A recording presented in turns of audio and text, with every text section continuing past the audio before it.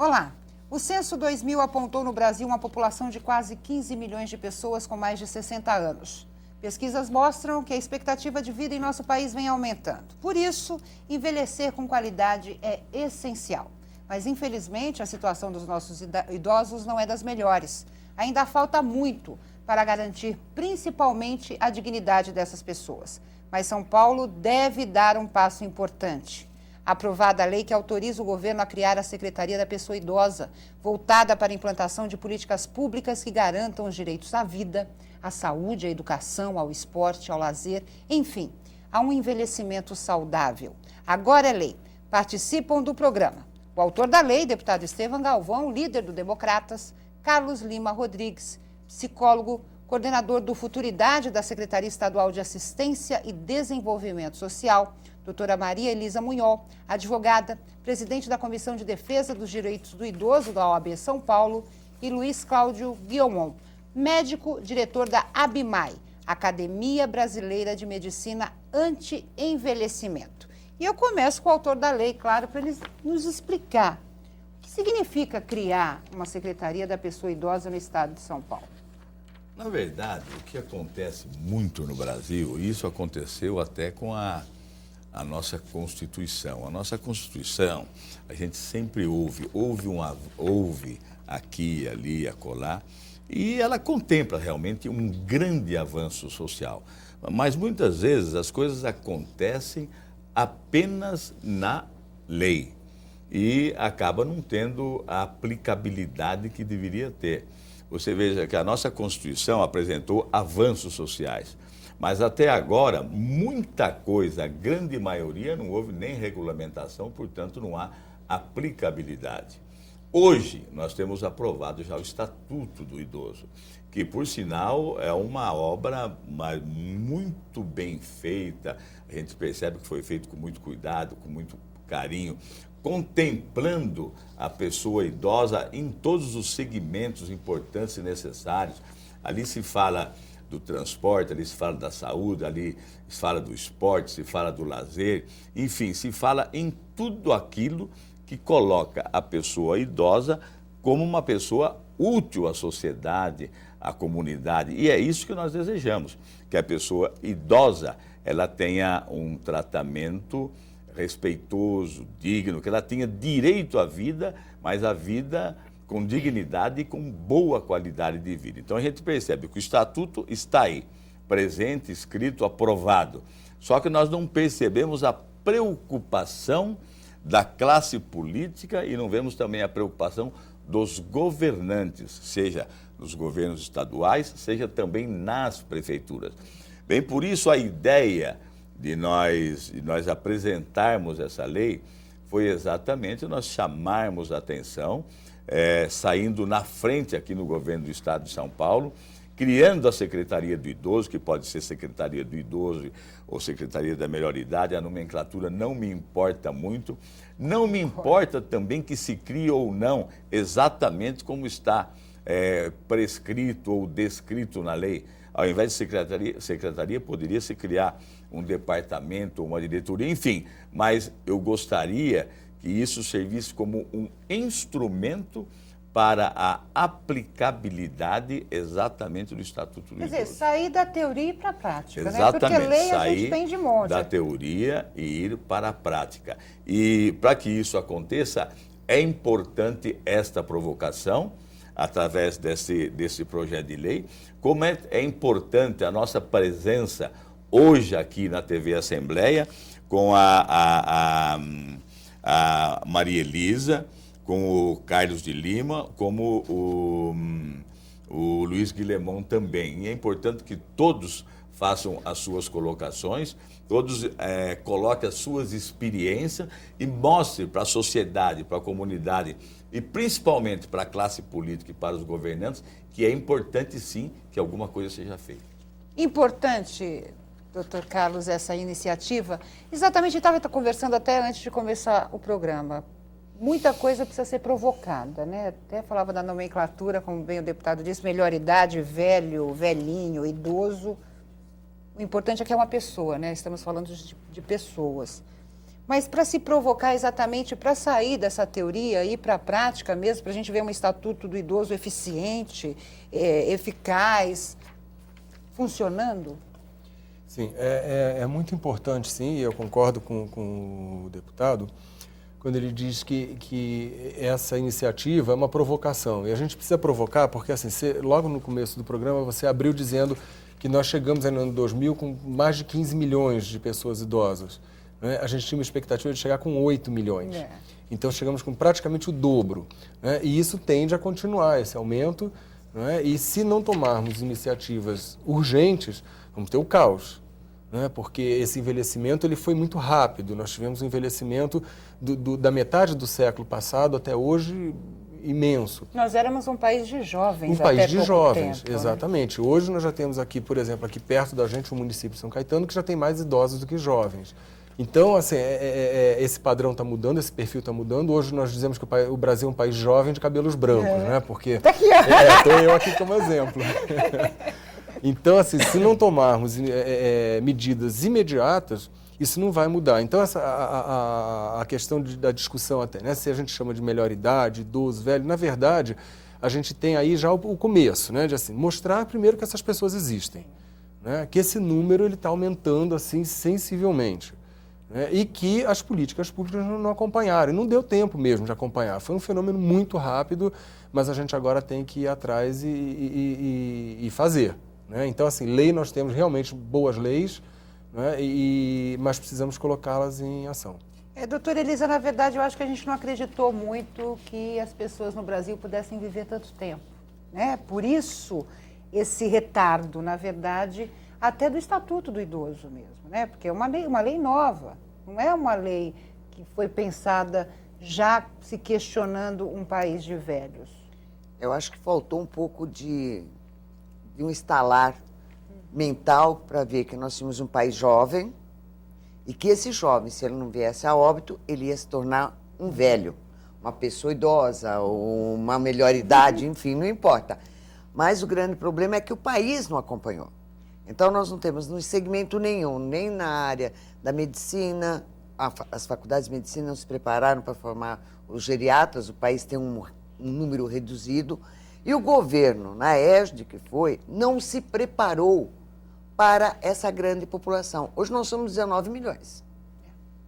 Então, uma fração muito grande. Só que daqui a 20 anos, 2020... Nós vamos para quase 40 milhões de brasileiros idosos. A previsão e nós vamos é fazer o que com isso? Nós temos a Constituição, ela diz que é dever do Estado zelar pela saúde, pela educação, pelo todo do seu cidadão. A obrigatoriedade alimentar do pai para com seu filho e o filho obrigando o seu pai. Então nós temos a lei, o Estado, a Constituição, a Carta Maior, dando direitos a esse cidadão. Aí veio o Estatuto do Idoso, que veio focado exatamente para isso. Só que criou-se o Estatuto do Idoso, o alicerce base é a Constituição Federal, mas eu só criei. Eu não alimentei, eu não eduquei, eu não formei para que esse Estatuto vingasse.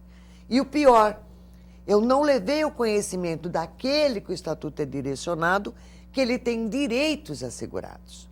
Então, a violência hoje que campeia em face à pessoa idosa, dentro de casa e dentro dos asilos, porque continua sendo asilos hoje, até na muda. Sociedade, né, doutora Elisa? Não, a sociedade... sociedade... vê um descaso total de falta de respeito que até...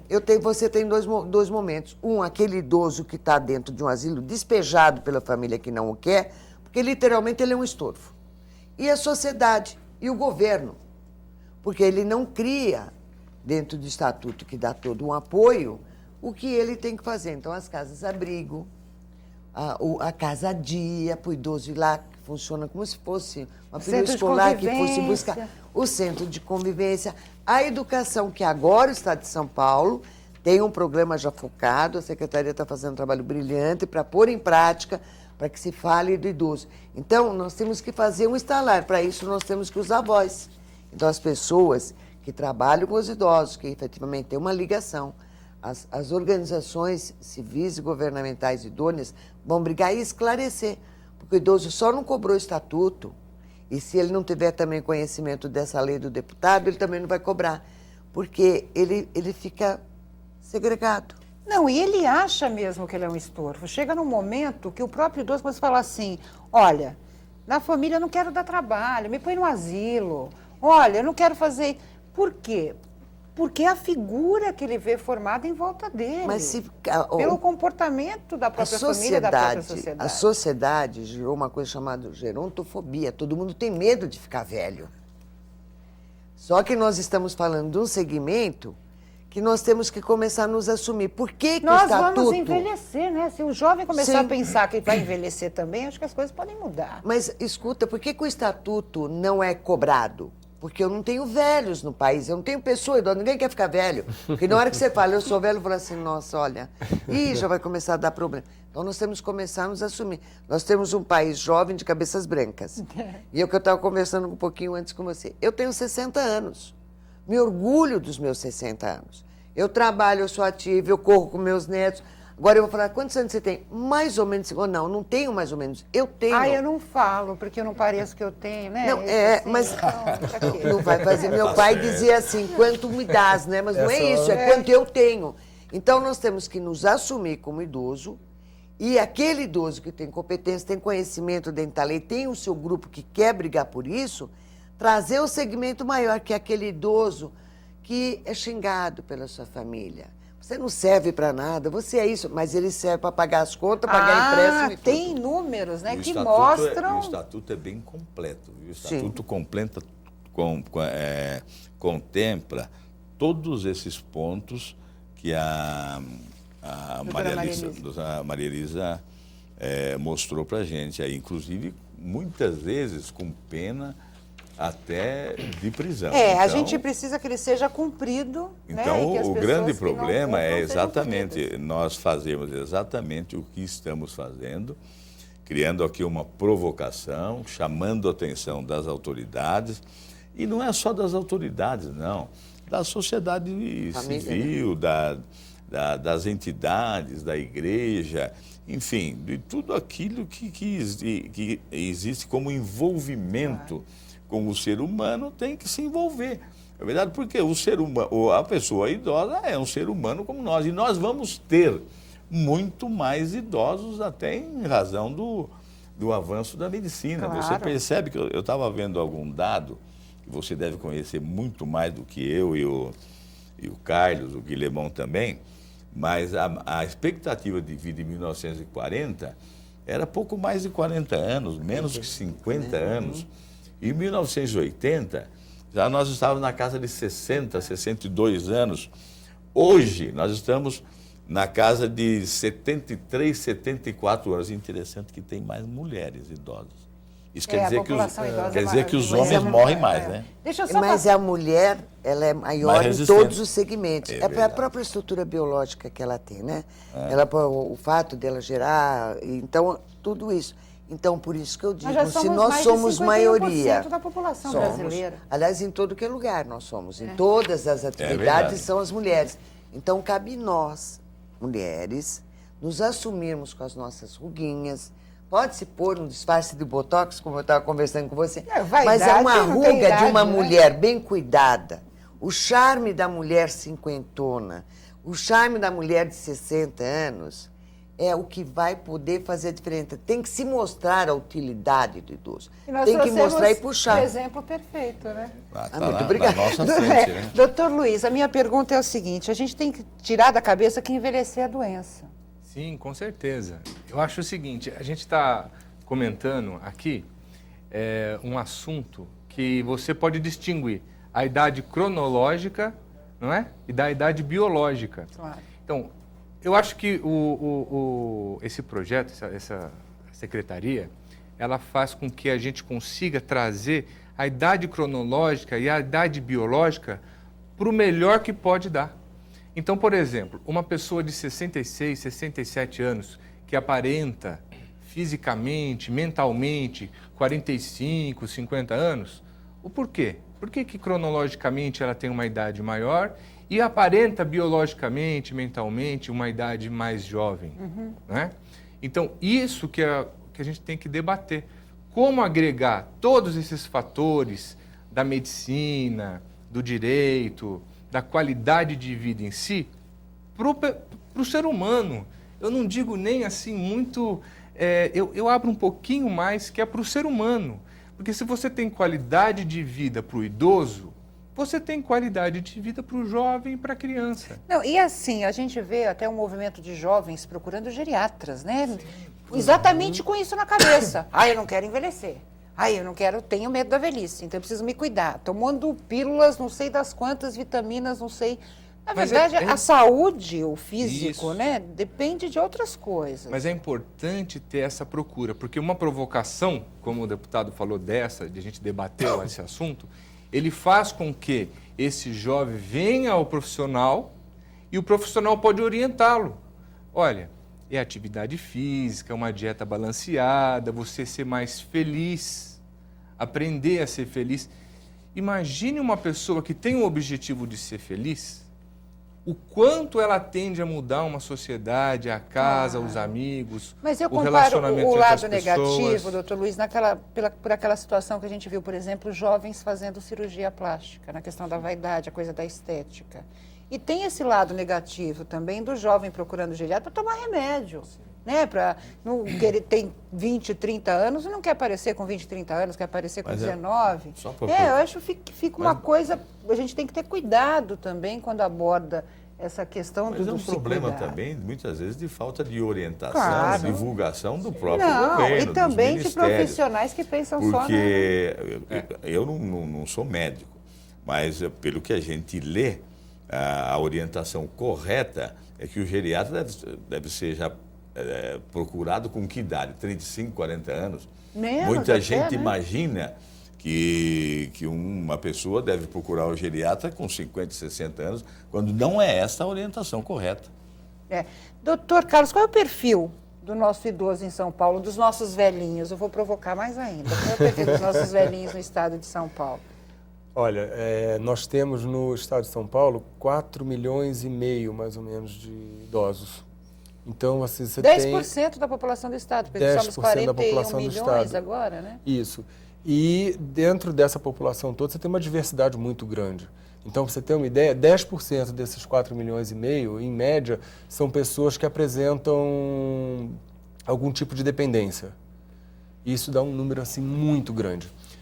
Eu queria voltar um pouco nessa questão que vocês estavam discutindo antes, para a gente não perder, que por que o jovem procura, né, esse médico, por que ele e não procura com a intenção da saúde, ele procura na intenção de reverter um quadro, né, de envelhecimento, e que eu sempre costumo dizer, quando dou aula e tudo, que assim, você reverte o envelhecimento se você morrer, é a única maneira. Você bloqueia, você para o envelhecimento se você morrer. Senão, né, você pode mudar a aparência, mas o envelhecimento não.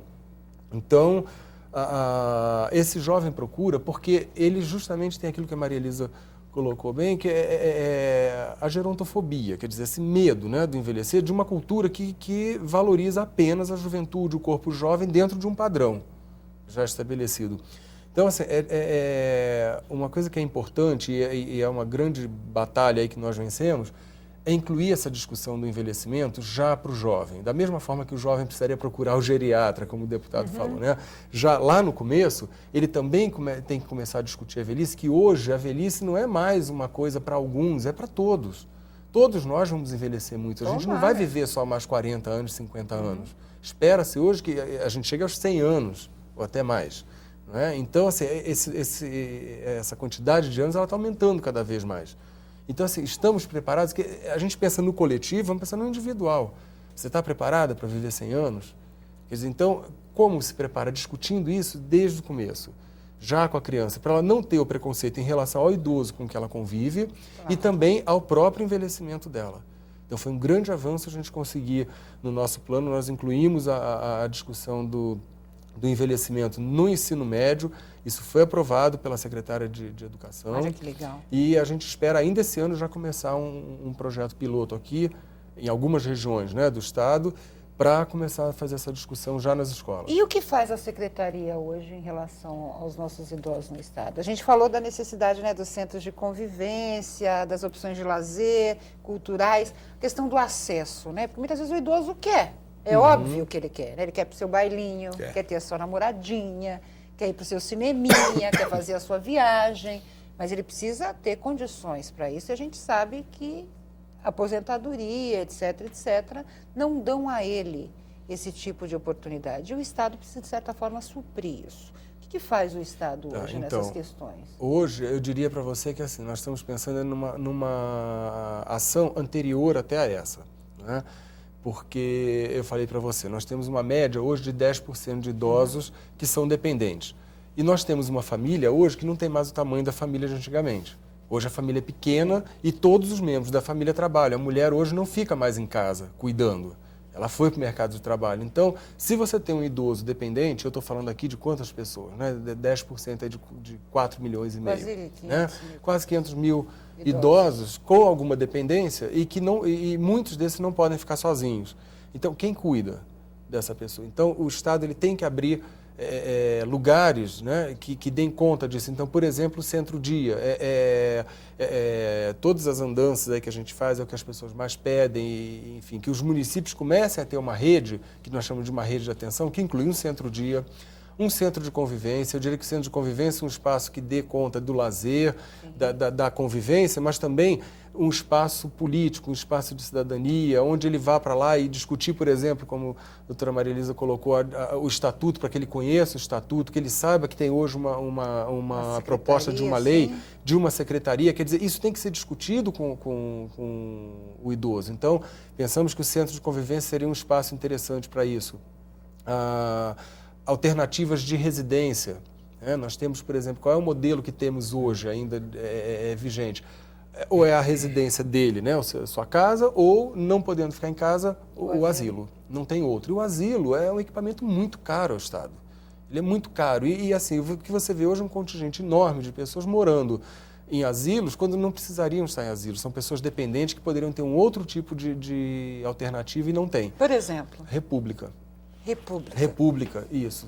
O município de Santos, ele tem um exemplo, né, bem sucedido, de uma república. Como se fosse uma república de estudantes. Como se fosse uma república de estudantes. Idosos que têm autonomia, que têm algum tipo de... Que interage, né? Que interage. Ideias, né? Você não precisa tirá-lo do bairro, você não precisa tirá-lo do convívio social, e ele não precisa ficar dentro de uma instituição e que é muito cara, né, como o asilo, e que isola, né, o indivíduo normalmente do seu meio social. Então, a república, por exemplo, seria uma alternativa de residência. Olha, que legal, né? Doutora Maria Elisa, tem algum exemplo de política ou de políticas públicas para o idoso que a OAB tem conhecimento, que funcionam, que trazem resultados, Olha, que poderiam ser ampliadas, né? Nós temos, o que nós Além da temos República, hoje? adorei a República. Não, a República é o sonho de todos, que nós que atuamos nessa área, é a paixão da gente, é a República. Porque lá eles têm tudo. Eles têm a sociabilidade deles, dentro das características deles, os problemas mais ou menos sendo tratados no mesmo ponto, e lá eles vão ter o quê? Quebra de todos os tabus que a sociedade fala. Né? A sexualidade, a relação pessoal, a paquera, o namoro que isso vem. É essencial. Mas isso é visto por alguns de forma muito taxada, assim, para eles. Na República, quer dizer, velho não pode namorar mais? é tudo, olha, alguns tabus, não é, Carlos, que a gente vê que a gente fica assustado, não pode. Então, são coisas... A República é o sonho de todos, espera que aconteça. Agora, dentro do país, vamos falar de políticas públicas, nós tivemos em maio de 2006 com a primeira Conferência Nacional da Pessoa Idosa, e foram votados 8 eixos temáticos, entre eles as políticas públicas. A quem cabe a política pública? O Estado ceder financiamento para que se desenvolva o todo. Infelizmente, desse tema financiamento, nós não temos nada feito.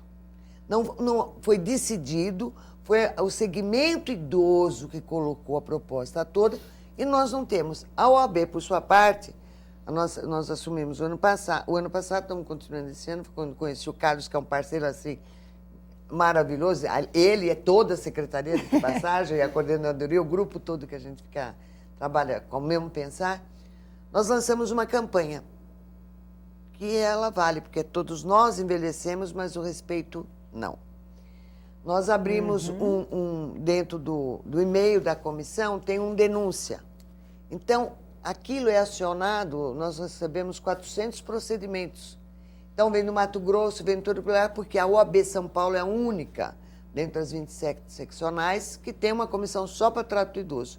Então, lá nós informamos direitos, nós encaminhamos para onde precisa. Então, a discussão de algum problema de direito encaminha-se à defensoria, enfim, a gente dá um apoio para tudo isso. E fazemos o trabalho exatamente que eu falei no início, da conscientização. Através de palestras, nós vamos levando o direito deles e coloca sempre e-mail, olha, liga, pergunta. Então, começa a conscientizar. E fazer parceria. Ninguém resolve nada sozinho. Se a gente não tiver o braço amigo, a mão amiga, das secretarias do município, todas, porque envolve assistência social, saúde, educação, justiça, tudo. Se não houver uma parceria fiel, mas uma parceria só com nós, aborta o eu. Porque o pecado maior é que eu. Não, somos nós, sociedade e governo, unidos para tratar exatamente de uma temática nova e que tem que ser posta e resolvida. Então, esse é o tema que a gente tem. A gente vai para o intervalo rapidinho, eu já vou deixar aqui uma pergunta para o doutor Luiz, de que forma uma secretaria pode garantir também a prevenção de determinadas doenças, né? O velho não precisa ficar doente.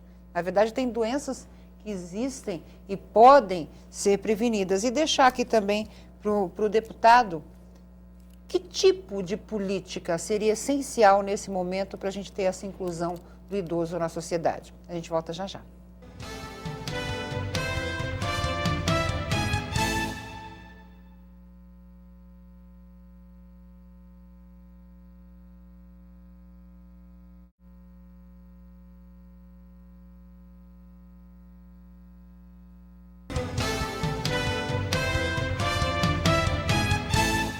Voltamos com Agora é Lei, falando sobre a criação da Secretaria da Pessoa Idosa. Eu deixei duas perguntas. Primeiro para o doutor Luiz sobre a situação dos idosos com relação à prevenção de doenças. É possível prevenir ou tem doenças que são prerrogativa dos idosos? Ou seja, eu vou ter essa doença quando eu ficar velhinha.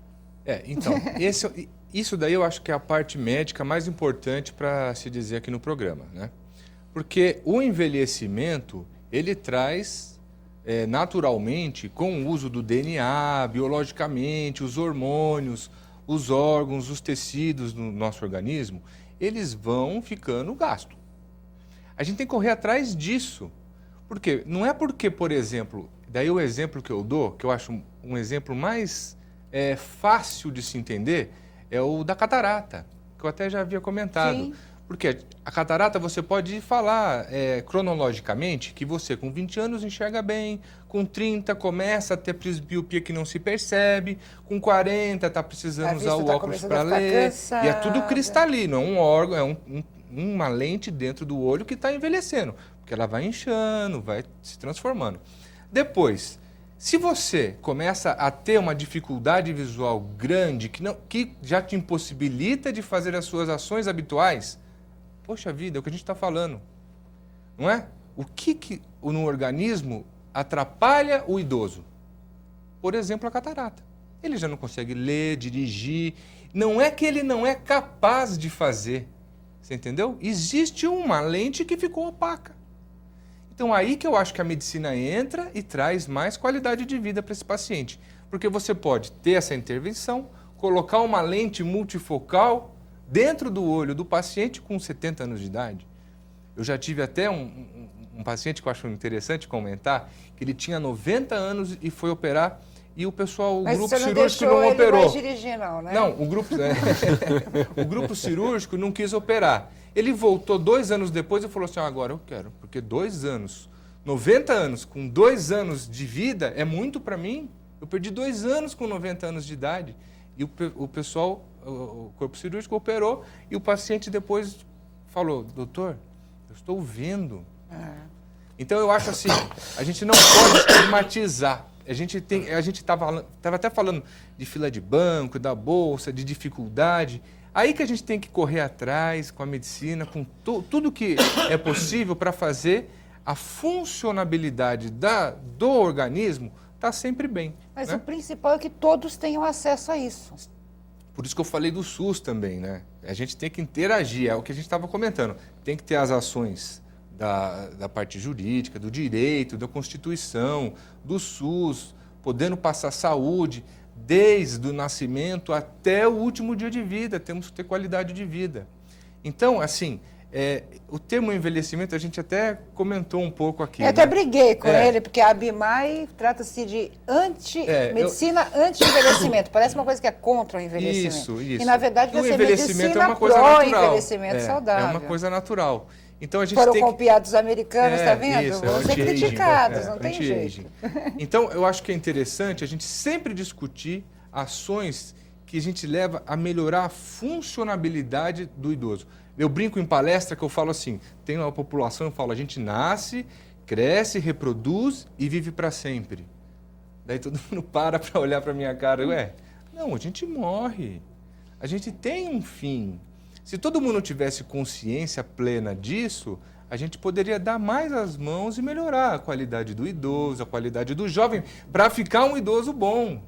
Porque não adianta também, olha, doutor, passei a vida inteira sem me cuidar e agora eu estou idoso, quero me cuidar. Esse problema também, porque Entendeu? a gente acha que é jovem pode tudo, né? Então o jovem bebe, o jovem fuma, o jovem não dorme direito, come mal, e quando chega mais na idade mais avançada, eu vê fiz, que eu fez fiz, tudo eu errado, fiz um né? gráfico para explicar, bem simples, é um gráfico meramente ilustrativo, eu gosto desse gráfico por causa do seguinte, ele é assim, você tem essa parte vermelha, que seria o ideal, né?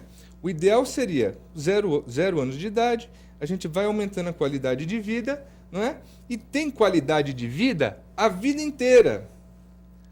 Até quando não dá mais. Daí sempre tem um limite. Claro. Né? O limite do nosso conhecimento médico hoje. Não sabemos o futuro, células-troncos, DNA, quanto mais isso é postergado. Né? E a gente chega num fim que ele deveria ser abrupto. Chegou num fim. Então, eu envelheci há um certo tempo que agora eu morri. Não, por exemplo, o gráfico 2, que é o em azul, que a gente nasce, vai tendo a qualidade de vida semelhante, mas por algum motivo, e aí que é difícil a gente comentar, porque são vários os motivos. Você pode entrar aspectos de doença, aspectos de qualidade de vida relacionado à violência, à sociabilidade das pessoas, como vivemos em poluição, vários outros fatores. E você começa a cair antes do que poderia. Não é? Então, o ideal seria pegar essa curva. Quer dizer, um envelhecer precoce, é isso? É um envelhecimento, eu não acho nem que é precoce. Eu acho que, na minha opinião, é um envelhecimento não inteligente. Tá. Né? Porque precoce, não, a gente, eu acho que é uma doença precoce, um envelhecimento não, porque cronologicamente a gente vai cada ano ficar um ano mais velho, não é? Agora, o que você vai fazer com esse seu ano de vida e como você vai conseguir biologicamente trabalhar isso, que depende. Mas é que os Depende do velhinhos conhecimento. mudaram muito, a gente comentava isso, né, doutora Maria Elisa? A mãe dela, com 60 anos, né, já era uma senhorinha, né, uma coisa mais... Vamos falar assim, Mas introspectiva. mas hoje a doutora gente... Maria Elisa, com 60 anos, é né, Então, eu acho que no caso dela, dela, eu vou trocar até o gráfico, ó. Agora vamos ver o que acontece. Todos nós deveríamos ser assim. O azul empurrando para a qualidade de vida. Então, por exemplo, quando a gente percebeu, olha, eu não estou achando que a minha alimentação... eu vi uma reportagem lá na TV Assembleia falando provocações sobre o envelhecimento e a partir de hoje eu vou começar a me alimentar melhor. E procura uma alimentação melhor. Procura fazer a atividade física. Procura os seus direitos. Então a gente provocou e ela conseguiu procurar os seus direitos que já existem. É o que o deputado falou, não adianta fazer uma lei e a lei não ter aplicabilidade. Então a gente corre atrás disso, fazer com que todos tenham essa consciência de cobrar dos nossos legisladores, cobrar das nossas entidades para que efetivamente seja feita essa benfeitoria, que Esse- vai ser para o nosso a qualidade de vida. Esse direito aí nessa linha azul e vermelha, não sei se seria no campo nosso como ser humano. Como ser humano, Seria no geral. eu olhar, bom, se eu comer isto, vou me sentir melhor. E começar a me dar direitos que a minha idade me permite. Sim. Claro. A Então, qualidade o direito, de eu vida. não vou trabalhar hoje. É um exemplo. Sim. Eu vou fazer uma caminhada, eu vou pegar o meu neto ou a minha neta, vou pegar meu companheiro, vamos passear, esquecer, dar uma qualidade maior. vou Acho te que isso o mostrar seu um- gráfico quer dizer, né? Aqui, então eu vou te mostrar o que eu... Esse é o outro. Vim Homem preparado. dos gráficos. Isso que você está falando agora foi discutido também em âmbito internacional e veio na pirâmide da nossa qualidade de vida. Em primeiro lugar, está a meditação. Né? Então a gente tem aqui a meditação, exercício físico e depois também vem juntamente com tudo isso que cada um não vive separado, né? Vem a alimentação. Então é justamente o que você está falando. A qualidade de vida, ela engloba todos esses fatores, não é? Você tem que se dar prazer de viver. Você se gostar, Você você se se gostar, aceitar. Né? Então tem a parte psicológica, não é? A parte alimentar, a parte física, biológica e cronológica. Se você está bem com tudo isso daí, aquele gráfico a gente consegue mais próximo do ideal. Viver bem com qualidade de vida e naturalmente depois envelhecer e morrer. Por isso que eu coloquei exatamente a questão para o deputado. O que fazer já? O que é possível fazer já para a gente ter, quem sabe, num futuro, né, essa qualidade aí que foi colocada pelo Dr. Luiz? Bom, no caso aqui, fazer já, né, seria criar a secretaria, né? Que seria importante ela começasse que a isso funcionar a todo aconteça e vapor. que essa instalação dessa secretaria pudesse alavancar. É verdade que isso pudesse se transformar num projeto, num programa para todo o país, através de todas as secretarias, todas as prefeituras também. É claro que junto com tudo isso teria que vir aí um trabalho, uma política de conscientização, não conscientização apenas conscientização dos idosos. Teria que ser um trabalho de conscientização de toda a sociedade, toda a comunidade, principalmente a família. Vou Porque nós provocá-lo. falamos, só para concluir esse raciocínio meu, porque nós estamos falando aqui muito, quando a gente se fala em estatuto, se fala em lei, a gente fala muito no lado daquilo que é de direito disso, direito daquilo. Mas tem que ter um tempero de amor, de carinho, de calor humano em tudo isso para você tratar. Claro. Não é só com os idosos, com todas as pessoas é importante nós termos esse tempero da família, que é o calor humano, o carinho e essas coisas. Pode provocar. O senhor foi prefeito. 4 mandatos. O que o senhor fez para os idosos lá de Suzano? Eu fiz um centro, chama Florescer, né? Centro de Convivência da Terceira Idade, Florescer. Lindo o nome.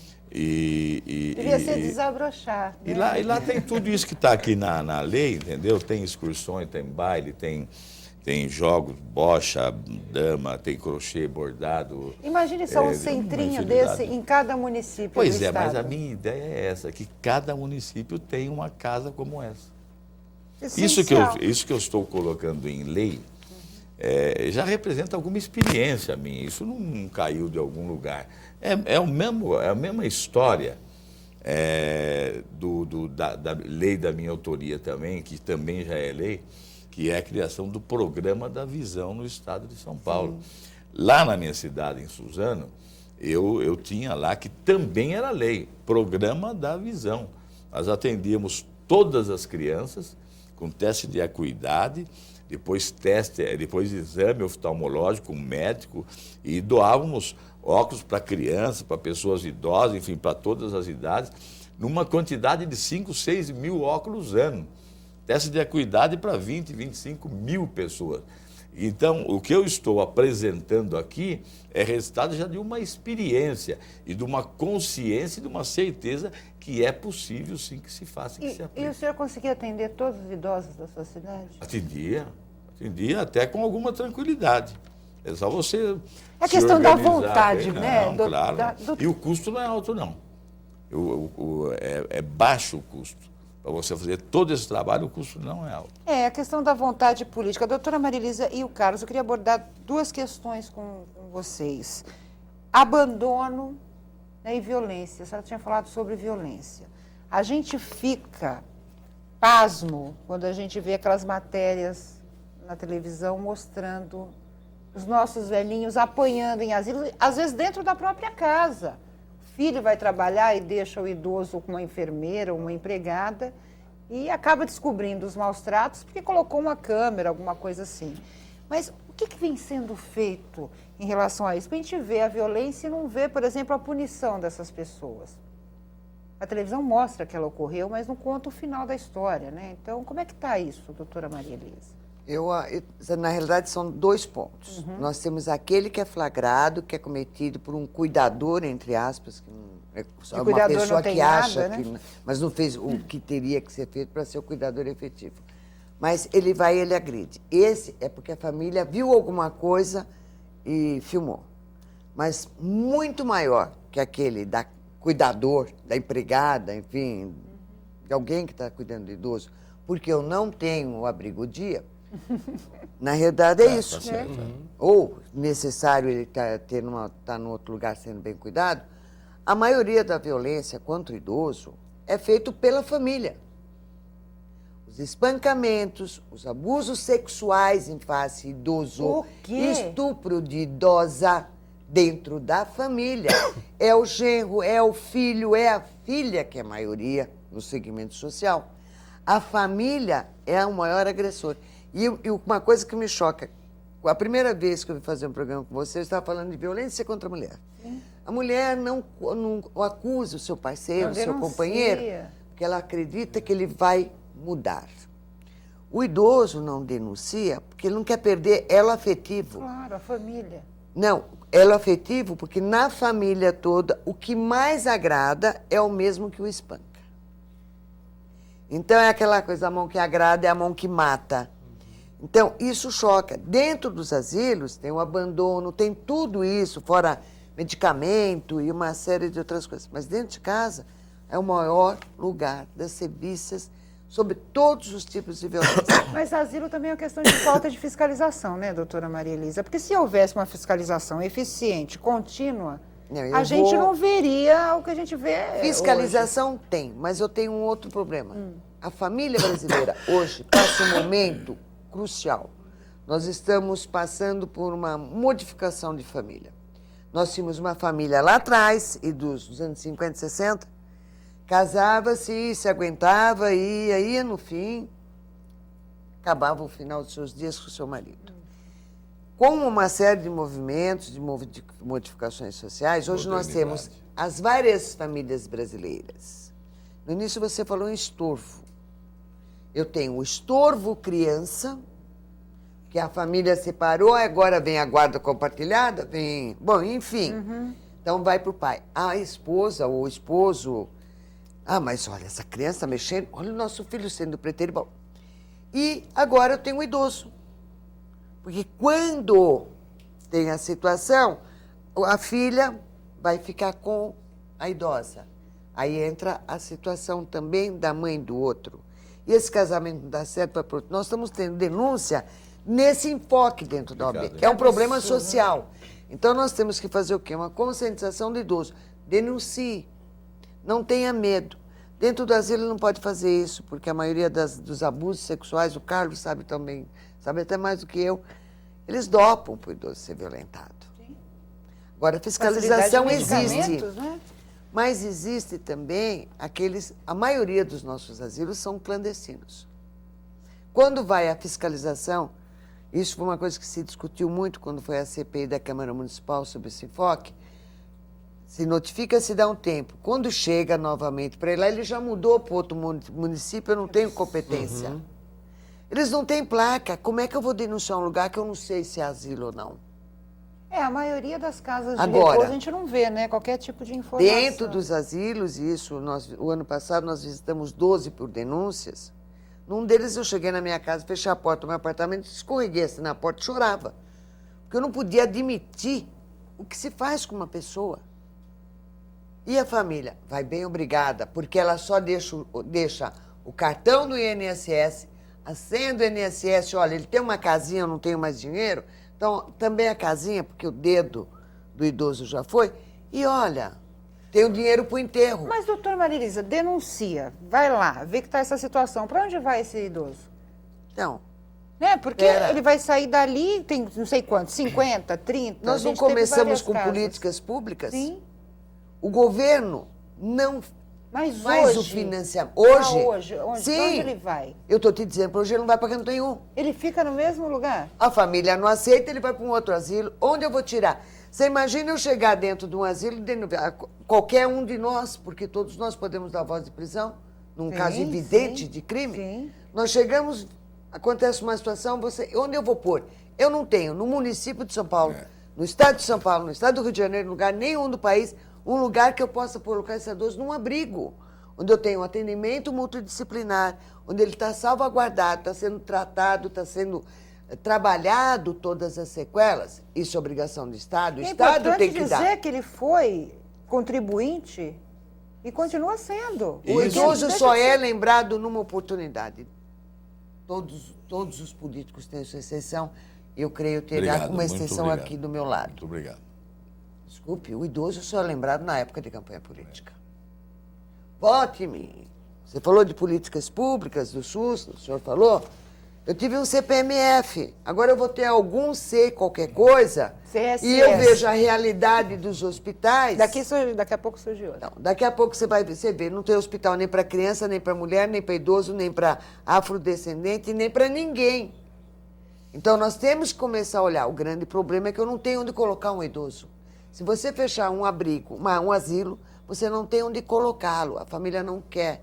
Ele dá trabalho, ela quer o que ele pode lhe dar. Deputado, não muitas é possível vezes- fazer uma lei Claro que é obrigando o possível. Estado a instalar um abrigo para o idoso por área geográfica mesmo? Tantos habitantes Não, tem eu que ter acho- eu tantos, acho que tantos tudo habitantes. idoso obriga. Aí E não, é, aí? aí, não A é criação? aí não é o caso do Estado, entendeu? Porque para isso o nosso sistema político é subdividido em municípios. Também Cada o município município fazer. teria que ter o dever e a obrigação de ter o abrigo para os seus idosos, de uma forma muito bem orientada, muito bem disciplinada, porque nesse caminho todo existe também aquelas famílias, aqueles filhos que eles procuram muita gente.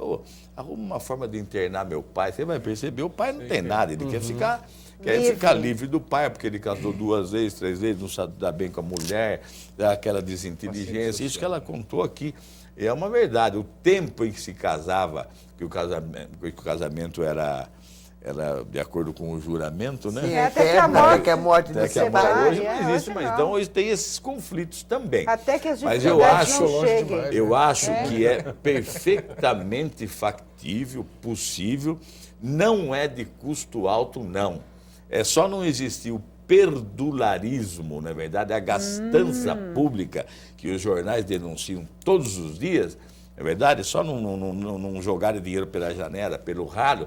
É possível que cada município abrigue, sim, os seus idosos, as suas pessoas idosas. E esse abrigo dia, antes que o Carlos continue na violência, ele é uma casinha, uma casa, onde o idoso tem um lugar para ele jogar sua bote, Claro, quem gosta de uma cuidar dama, da sua dominó, quer fazer cuidar de uma hortinha, isso, aquilo. Pode ajudar até na manutenção, né? E Porque tem idoso que conversa, adora, e o né, idoso, fazer quando coisa. chega em casa, fala, Quer nossa, sentir encontrei útil. minha amiga, bati um papo,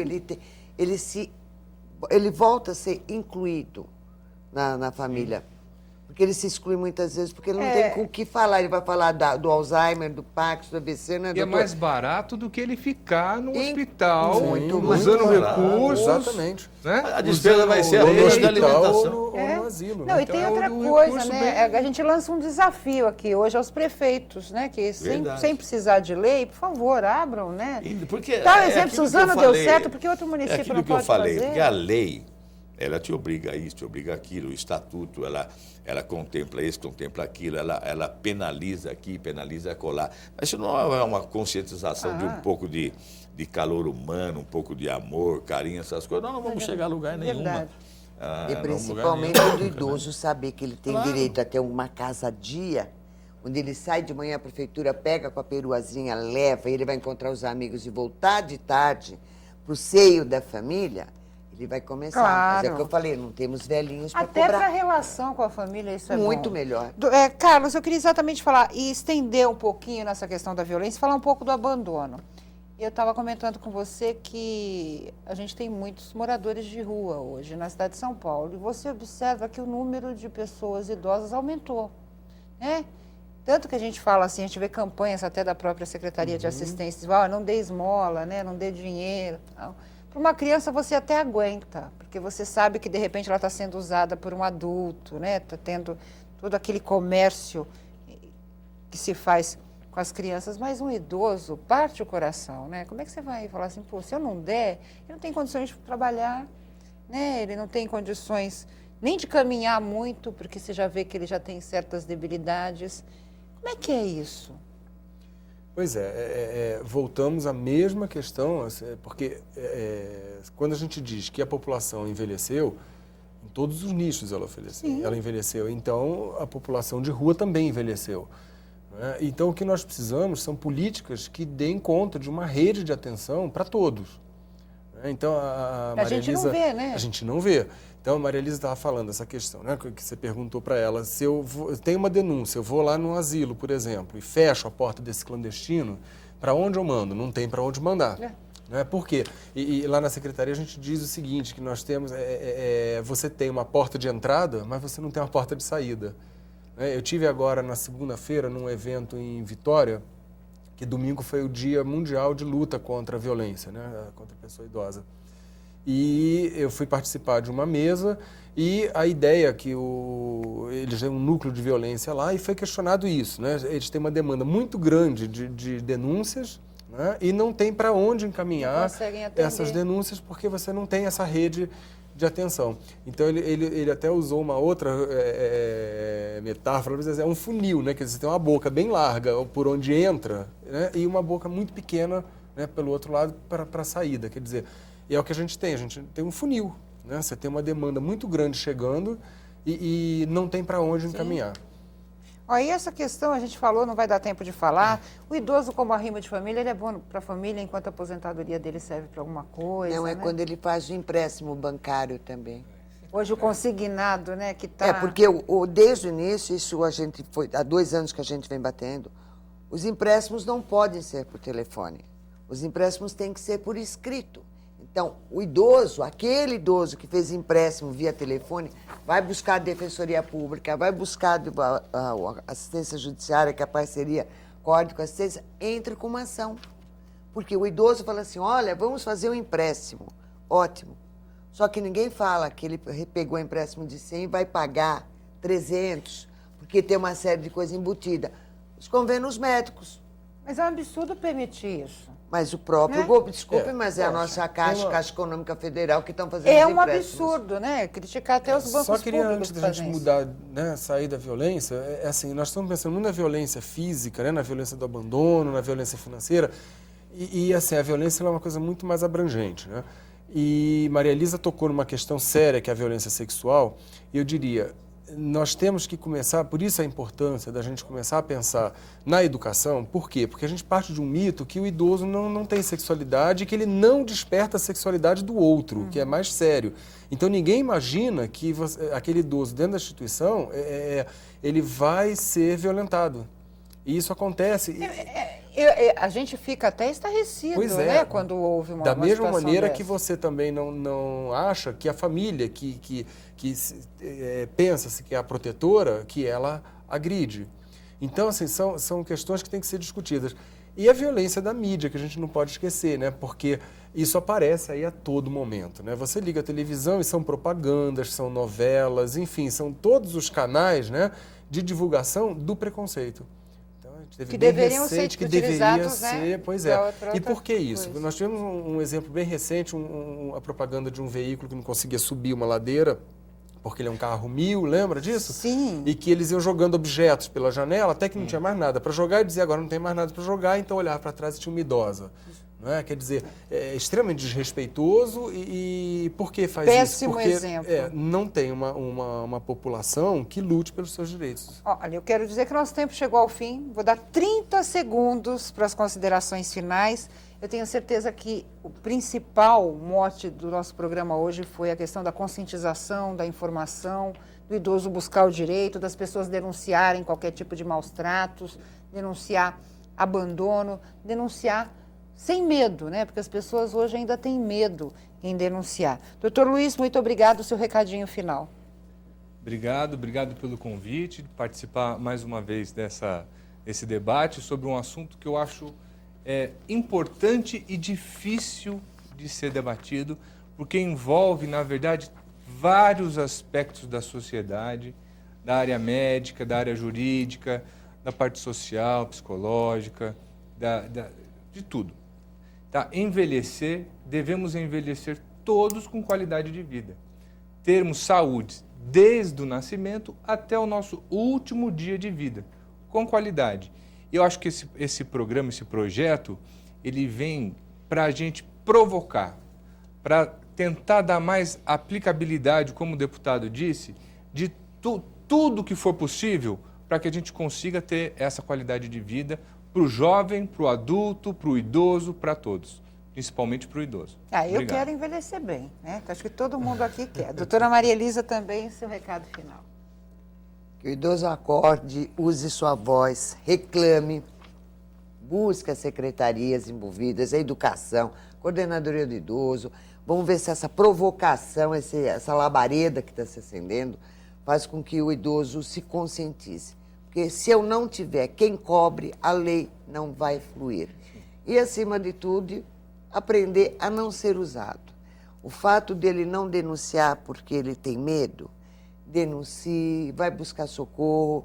Há o Ministério Público com o Grupo Especial de Apoio à Pessoa Idosa, tem a ordem, tem as delegacias de polícia, mas principalmente que o idoso se ame. E eu vou pedir às senhoras brasileiras, né? Que as senhoras brasileiras se assumam. Se assumem porque a beleza não está no estereótipo. O estereótipo é belo porque você é bonita por dentro. Se você for linda, maravilhosa por fora, mas dentro você carrega amargor, ódio, rancor, além de você arrumar uma série de patologias que o doutor sabe muito bem que são originárias, você vai deixar de ser vista como uma pessoa. Sorria e seja de bem com a vida. Mas, idoso, reclame. Doutor Carlos, também seu recadinho final. Bom, eu queria agradecer também o convite, dar os parabéns pela iniciativa, né, do programa, da proposta da lei. E eu acho que é um bom começo mesmo de uma provocação, da gente começar a botar a boca, né, Maria Elisa, e mostrar que está aí. E assim, o recado que eu queria dar é para a gente não perder de vista, como a Maria Elisa falou, daqui 20 anos teremos 40 milhões de idosos, né? E que nós seremos esses idosos, Estaremos né? entre Então, eles. quando a gente... acho que está na hora delícia, dos idosos, né? botarem a boca no trombone, mas nós também, porque assim, é uma questão que diz respeito a todos e não só aos idosos. Então, eu quero agradecer ao deputado Estevão Galvão, parabéns pela iniciativa, esperando, né, o governador José Serra, que foi tão consciente como ministro da Saúde, né, que ele pense também nos nossos velhinhos aqui do estado de São Paulo. Seu recadinho final. Olha, cumprimentá-la. Você conduziu muito bem. Quero agradecer muito de coração. Eu tive o grande prazer de conhecer a doutora Maria Elisa Munhol. Além de bonita, simpática, competente, ela acumula cargo, né? O Carlos Lima, que eu não conhecia, eu nem sabia que existia essa coordenadoria de futuridade. Você veja que a atenção é tão grande que nós damos aqui no nosso estado para a pessoa idosa que nós nem sabíamos disso. Mas você também demonstrou ser uma pessoa bastante competente, inteirada e preocupada. Então, eu fico muito contente de ter participado contigo também deste momento. O Guilhermon já é um médico, é oftalmologista conhecido, tem participado já comigo também de outros programas. Olha, o meu desejo é que tenha valido a pena, mas eu tenho até convicção que sim, viu? Acho que valeu a pena, acho que nós alavancamos, nós demos o pontapé inicial, vamos continuar trabalhando para que nós todos, não apenas os idosos, mas que todos nós, como população brasileira, tenha uma qualidade de vida boa, tenha um direito à vida, mas vida com dignidade, não é verdade? Com calor humano, com amor, enfim, tudo aquilo que faz bem para nós, para o nosso autoestima, para nós vivermos bem. Muito obrigado. Quero agradecer mais uma vez, doutor Luiz, doutor Carlos, doutora Maria Elisa, deputado Estevão Galvão. Quero agradecer a você e vou encerrar o programa aqui copiando a doutora Maria Elisa falando sobre a campanha. Todos nós envelhecemos, mas o respeito não, é isso? Todos nós envelhecemos, mas o respeito não. Agora a lei vai ficando por aqui, nós temos um encontro no próximo programa. Um grande abraço e até lá.